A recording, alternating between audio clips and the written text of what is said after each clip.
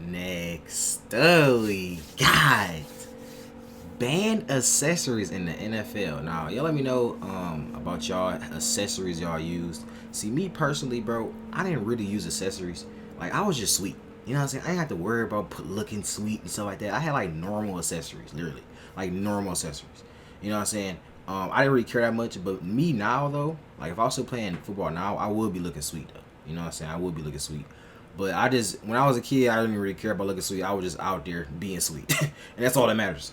Everybody be trying to look sweet, all these thousand, you know what I'm saying, calf sleeves and all this arm shit, and they be ass. So it's like, what do you, like, bruh, you know what I'm saying? I ain't worried about that. But anyways, hey, let me know in the comments, y'all. Y'all want more videos like this? Like this video. Like this video from Ayla Bro. Non-stop sports, bro. This channel right here is a W. Alright, look. Let's see what it be time by. The NFL has an ultra-strict uniform policy that features an almost dictatorship-like ban on accessories. And even though cleats allow players to express themselves like in so many other sports, the NFL just doesn't see it that way. Unfortunately for DeAndre Hopkins, he had to find out the hard way. In 2015, Kanye West took the sneaker world by storm with the release of his Adidas Yeezy Boost 350s. After a year of the shoes being all any sneakerhead could talk about, D-Hop decided it was time to get creative with them and really make some headlines. He loved his Yeezy But it's funny because I see these people now, like even with like Jordans and stuff like that, I be seeing like normal cleats now though, so I'm confused why they banned those. So much that Adidas made him an exclusive pair of football cleats designed to look just like the shoes. And while fans couldn't get enough Actually, of I ain't gonna lie, I low-key think I wanted one of these. I remember looking on StockX for these, bro. I'm not gonna lie, I did. You know what I'm saying? But I would never buy them. I think they was like, back then, I think it was like probably $350 for just the cleats, something like that. $350 to like $500, something like that. The sneaker market wasn't super crazy back then, but you know what I'm saying. the special edition cleats, the league wasn't having it. Their policy is that all cleats must fall within certain color and design criteria related to the team's jersey colors, or just be black or white. And with this, the league isn't just asking the players to try to follow the rule, they are forcing them to. Because Hopkins' cleats didn't have a solid base color. Oh, he actually played in them? Oh. He was fined $6,000. D-Hop joked that he wouldn't. That ain't nothing. They could get paid $100. How much B-Hop? He making enough. $6,000. That's nothing. Air them again unless Kanye wanted to pay the fine. But at least Hopkins was only fined $6K. That's pocket change to an NFL player. Because what the NFL did to Odell Beckham Jr. in 2019 was straight up embarrassing. According to OBJ, Nike in June of that year had planned out his cleat designs for the entire season. At that time, the Browns were supposed to wear white jerseys for their Week 9 game against the Broncos. But instead, Cleveland wound up wearing their all-brown color rush uniforms. Nike and OBJ still stuck to their original plan, and he came out for the game in custom white Joker-themed cleats, despite the cleats not matching the Browns' jerseys. But it said, or just wear black and white. It literally said that in the thing, so. There were initially no problems with him wearing them. At least it seemed that way. It wasn't until halftime that the league decided to make a fool of OBJ and show him who's really boss. League officials came to him and said that if he didn't change cleats, he would be forbidden from playing another down in the game. Being totally powerless in the situation, OBJ was forced to switch to plain black cleats for the rest of the game. But making OBJ look like a clown with his Joker cleats is one thing. The NFL can be such a buzzkill that they stopped a player from wearing his trademark accessory because the look had gone viral. Bro, they literally said black or white cleats, bro. Come on. Like, at that point, they're just hating. They're literally just hating. They're just hating. That's just hate right there. That's hate. Deion Sanders made it cool to rock a bandana under his helmet. It was a fresh look that so many fans quickly fell in love with, and other players even started to copy. But right as it took off in popularity, the NFL's power brokers decided it sent the wrong message and didn't belong in their league. So in 2001, team owners voted 30-1 to ban bandanas in what came across as an assault on players' freedom of expression. Moving forward, the players were limited to wearing skull caps as long as they had the team logo and colors. What some people didn't realize was that the policy included another ban, one that nobody told Saints linebacker Demario Davis about. See, during the 2019 season, Davis wore a headband that said "Man of God" on it. The league doesn't allow personal messages like that, so even though the headband wasn't visible under— Bro, what the fuck is that? You can't do shit. You can't not do nothing in here. Like, bro, what? You can't even say you a man of God. Oh my God. Oh my. This is crazy, bro. You can't wear bandanas. Oh my! If I was at NFL, I'd be mad, bro. You can't do nothing. You can't do nothing on it. The league doesn't allow personal messages like that, so even though the headband wasn't visible under his helmet and matched the Saints team colors, Davis was still fined $7,000. After finding out about the fine, he said, "I don't think a lot of people were aware of the policy that was in place. I wasn't even fully aware of it." Davis felt blindsided by the fine, but he really shouldn't have. After all, the NFL had already fined a player for honoring his own mom who passed away. Steelers running back DeAngelo Williams lost 4 aunts to breast cancer, so for 5 years he wore Find the Cure eye black in honor of them. While one could argue about equipment not being the place to bring up religion, there's no debating that breast cancer awareness is universally viewed as a positive cause. And with the league already dedicating an entire month to it, it'd be crazy to think they'd have any issue with a player supporting it outside of that time frame. So in 2015, after Williams lost his mom to the disease, he asked to wear pink cleats and wristbands. It was a totally reasonable and understandable request to make, but the league denied it. So he decided to continue just wearing the eye black. Then during the 2015 season, even though it was okay for 5 whole years, he was fined just under $6,000 for doing so. And if the NFL will fine a player for this, you better believe they will go out of their way to make sure none of their sponsors' competitors get free advertising. Bro, this is literally like Karen activities, bro. No cap. This is Karen activities. Like, bro, it ain't that serious. Trust me, it's not that serious. This means that the league's fashion police are constantly checking to make sure players aren't wearing any unapproved brand logos or names. And there's one polarizing player in particular that week in and week out, they watch like a hawk: Odell Beckham Jr. I ain't gonna lie, I was thinking about this earlier. I'm like, Odell would be the person that would have some problem with wearing some type of cleats or some shit. He would be the person. You know what I'm saying? That sounds like the perfect person. Just knowing his history, you know what I'm saying, fighting and all that, he would be the perfect person. It seems like no matter what OBJ does, no matter how insignificant, the league finds a problem with it. So there's absolutely zero chance that any of his violations slip through the cracks. In 2018, why he wiped his head like that? What the chance that any of his why violations he head like slipped that, through yo? the cracks. In 2018, when he came out for warm-ups sporting a red Supreme arm sleeve, it immediately blew up on social media, and the fans were loving it. But the NFL was quick to let him know he was not allowed to wear it during the actual game. Despite the sleeve matching the Giants' colors, it still violated the league's rules. Only logos or brand names from the league's official partners are allowed to be displayed, and he would have been fined for wearing it during the game. And OBJ's run-ins with the NFL's fashion police didn't end here, though. While him and players around the league love making statements with their on-field jewelry, there is one piece they aren't allowed to wear. In 2019, OBJ had gotten such a fancy... This nigga OBJ did everything. I knew it. What the fuck? Just how many? He had 3 alone. This whole list is about him. This is an OBJ. And stylish watch that he just couldn't keep it to himself. I mean, it was a limited edition Richard Mille. Okay, nah, this some doing shit like this. This is literally stupid, bro. If you out here trying to wear a Richard Mille, this watch probably costs like around $100K to like $300K, right? And why would you try to wear it? Like, that's just dumb, bro. I don't think I've ever seen no one ever wear a watch in a game. I don't think I've ever seen that before. Now I think about it. I think I've ever watched, like, why would you ever wear a watch while playing in a football? Like, what? Watch that he just couldn't keep it to himself. I mean, it was a limited edition Richard Mille worth $350,000. That type of watch needs to be shown off. So what better stage to display it to the world? I ain't gonna lie though, it is hard though. I ain't gonna lie, that bitch is hard.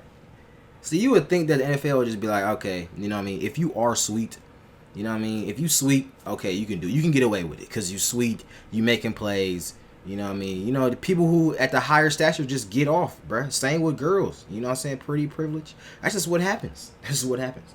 So, they just get let just spank on the wrist or some shit like that. Oh, don't do that. But it really don't matter. It actually matched everything, too. That's the crazy part. It actually matched. That shit's hard. I ain't gonna lie. And during his highly anticipated Browns debut, the only issue was that it violated the league's rules. After wearing it in the game, the NFL let OBJ know that he wasn't allowed to wear a watch during another game and would be punished if he did. OBJ said if anybody else would have worn the watch, if it was a $20 watch, it wouldn't have been a problem. But the league does have a policy in place that bans players from bringing any hard objects onto the field. So this wasn't just a special rule meant to target. He said if it was a $20 watch, I wonder if it was a $20 watch. Maybe, yeah. Maybe they wouldn't have said nothing. Yeah, you're right. Yeah, I understand. They probably wouldn't have said 20. If it was a $20 watch, they probably wouldn't have said something. But I don't know. It's still like you wearing a watch, bro. Why are you trying to like? Come on, bro. Come on. Like I understand what you trying to do, bro. But after the Supreme thing, you should just stopped. Just like, okay, I'm done, bro. I'm done. Any hard objects onto the field. So this wasn't just a special rule meant to target or single out the polarizing wide receiver. In fact, OBJ wasn't the only big-name player that season to hear from the league about wearing a watch. A month later, Ben Roethlisberger was fined $5,000 for wearing an Apple Watch on the sideline. What the fuck? Yo, it's funny because I was thinking about this. I'm like, bro, I'd rather wear an Apple Watch than a Richard Mille watch. You know what I'm saying? Like, but it don't matter anyways because it's still a watch and it looks stupid. But Apple, you really walk around with an Apple? What the fuck?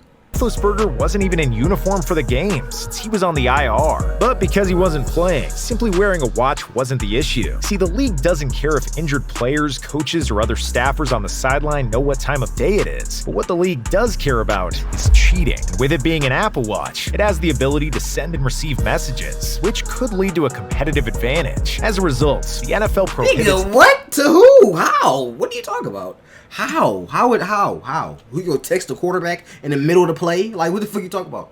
Like, what? And bro, they probably do this. Bro, stop playing, bro. Which could lead to a competitive advantage. As a result, the NFL prohibits any technology that can send text messages from being worn or carried on the sideline. But even with the majority of players' equipment needing to be approved and it constantly being checked by spotters, violations can still go unnoticed, sometimes for years. The fact that this can happen shows just how pointless and nitpicky some of these rules are. If it was so important, how would a player break the rules for over 2 full seasons without a single person realizing? Let's okay, ask I ain't gonna lie, Non-Step. Non-Step got the transitions. He get better. Okay, Non-Step going crazy. He get better with the transitions. Cam Newton, from the moment he entered the league, he wore Under Armour visor clips on his helmet. But because the Panthers face mask, the visor clips, and the Under Armour logo were all black, nobody from the league picked up on what he was doing. Newton played a total of 35 games before he was finally fined for the unapproved visor clips. And even that didn't happen until a Forbes article directly mentioned them. Less than a week after it was published, he was fined $10,000. But who knows just how long Newton could have gone without being fined if it wasn't for that article. And while a majority of the they find niggas for and it's low-key, it's funny because Cam Newton, his literally signature was that visor, bro. I always knew because I remember back then I wanted a visor like that. That was the only thing I really wanted was a visor. That was the only thing I wanted. And I remember like seeing Cam Newton visor, his visor be super clear, bro. Like super clear. And I used to be like, damn, bro, I want his visor super clear like that. Like damn, he got like sunglasses, like, you know what I mean? Like how people wear like glasses every day.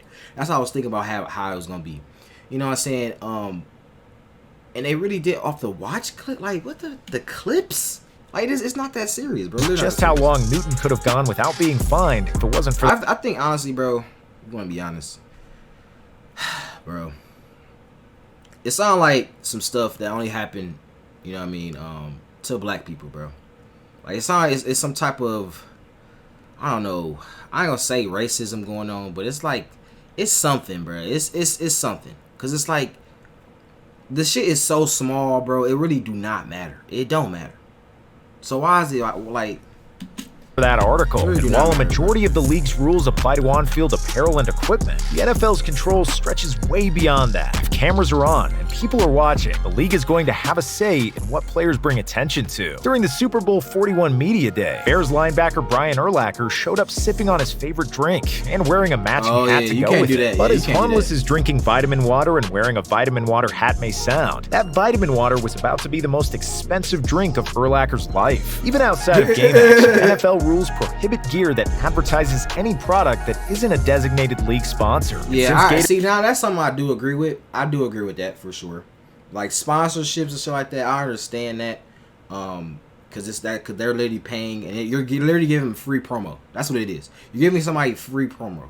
You know what I'm saying? So it's like, Gatorade is the league's official drink. Drinking and wearing a vitamin water hat is a huge no-no. So the league fined Urlacher $100,000. Even the NFL spokesperson Brian McCarthy said that was the first time such a fine had been given. He also clarified that $100,000 is the standard fine for such a violation at the Super Bowl. Meanwhile, a violation... Whoa.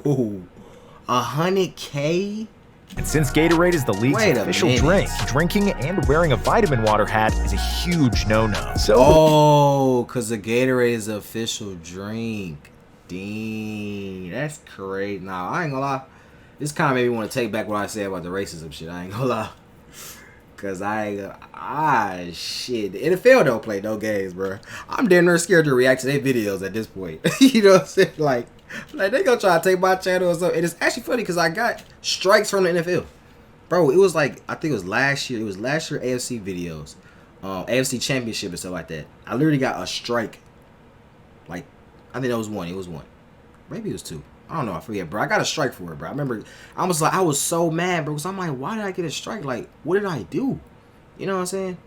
And like, I was so scared. I literally deleted every football video on my channel. I'm like, bro, they can't say nothing. Like, bro, please, I don't want to lose my channel, bro. Please. Official drink. Drinking and wearing a vitamin water hat is a huge no-no. So the league fined Urlacher $100,000. Even the NFL spokesperson Brian McCarthy said that was the first time such a fine had been given. He also clarified that $100,000 is the standard fine for such a violation at the Super Bowl. Meanwhile, a violation during the... Oh, it was a Super Bowl. That's why. Yeah, that's even crazier. Yeah, so okay, so let's ask this question. So if it wasn't the Super Bowl, if it was just a normal game like, you know, Cam Newton and OBJ was just a normal game, you know what I mean, throughout the season, regular season, would it have went that crazy? Yes or no? Y'all let me know in the comments. Regular season is $10,000 and $50,000 at the Pro Bowl. So it just goes to show that when the lights are at the brightest, the NFL is the strictest. This next banned accessory is one that fans would have no idea was outlawed, with how many players rock it at practice or warm-ups. Whether they're simply tinted a dark color or feature some kind of design. Yeah, players that's what I was saying. See the visors? Nah, I ain't gonna lie. That's what I was into. You know what I mean? I was into the visors. That was like the only accessory I wanted. It's actually funny, a little quick story. One of the times I had bought a dark visor, and then it was like, because around that time it was like I was in Little League, so a dark visor was kind of like new, like they had never seen a dark visor. You know what I mean? I just look too sweet. Honestly, is what it is. I look too sweet out here, and y'all just hate. That's what it is. I look too sweet, and y'all hate. You know what I mean? Because I got a dark visor. You can't, like, I'm tinted. It's like riding a car, a tinted car. You can't see inside of it. You know what I'm saying? It's like, bro, you just like, what's going on under that helmet? It's like that. It's just all these thoughts come in your head. So that's why I feel like it was. And they was hating, obviously. You know, they tell me take it off and shit. But I just like visors and stuff like that, though. But I would never got to like no like pink visor or no fucking chrome visor. If I was in NFL, I would have did all that. But playing just regular, especially in high school, bro, they ain't going for that, bro. They're not going for that. Visors as another way to express themselves and add to their swag. Unfortunately for them, though, the league doesn't see it the same way. In 1998, they banned dark-colored or tinted visors for games. The reasoning was that with tinted visors, medical personnel can't see an injured player's eyes. And when checking to see if he is concussed or knocked out, it's crucial that trainers be able to see their eyes. But after years of denying players the chance to wear tinted visors in actual games, the league in 2019 finally tweaked its hard stance. They started to allow players to wear slightly tinted ones with lighter colors, and some guys like Ezekiel Elliott immediately jumped at this opportunity. The league gets a lot of heat for not letting players show their personalities through their equipment. Some of its rules do in fact come from prioritizing safety. There is no bigger rule emphasized than the one on concussions and head injuries. So because of this, the NFL in 2018 introduced a list of 11 helmets that players would no longer be able to use moving forward due to their poor performance in lab testing. During During the 2019 season, 32 players were forced to wear new helmets because of the league's safety initiative. Even superstars who had been around for nearly 2 decades, like Tom Brady, had to change their old helmet. In addition to the list of 11 helmets, the committee that the league uses to approve athletic equipment also won't certify any helmet that is more than 10 years old. And it should come as no surprise that the one player who was extremely vocal in speaking out against this was none other than Antonio Brown. Brown believed the new helmet messed with his vision and made a huge deal about it by refusing to practice and filing 2 grievances that he wound up losing. Along with considering impact to players' heads, the NFL discovered certain kinds of helmets can lead to a different type of upper body injury. Starting in 2014, the league banned the use of overbuilt face masks. So my question is, why do y'all even make all these damn helmets then? Why don't, like, we don't even have to have all these styles of helmets. We could literally have, you know what I mean, one standard helmet or 2, maybe 3 standard helmets that everybody can use instead of having 5,000 helmets, y'all. So now some of them hurt you, but some of them don't. Why did you even make some of them? Why did you even make that type of helmet if it don't protect your head? That's the whole point. That's the whole point. Different type of upper body injury. Starting in 2014, the league banned the use of overbuilt face masks. Although these face masks looked cool and added to defenders' intimidation tactics, the extra weight was an injury risk. Research showed that this weight could strain players' necks and also jeopardize the helmet's ability to not break or become damaged. But you just gotta tell them to do. If you're gonna wear the helmet, you gotta have a strong ass neck. You gotta do a whole bunch of neck workouts and shit. That's what you need to do. You gotta be doing neck workouts when you wake up, before you go to bed. So guys like Ray Lewis, one of the most feared linebackers in the history of the game, were forced to change their helmets and find other ways to put fear in the eyes of their opponent. But there was one exception to the rule. If a player could prove they needed the face mask for medical reasons, they could keep it. One person who benefited from this was Justin Tuck. He was granted a medical exemption because the different types of bars on his face mask protected his neck, which in the past had been an issue for him. What? Huh? The bars protect your neck. How does that even pop? Hey!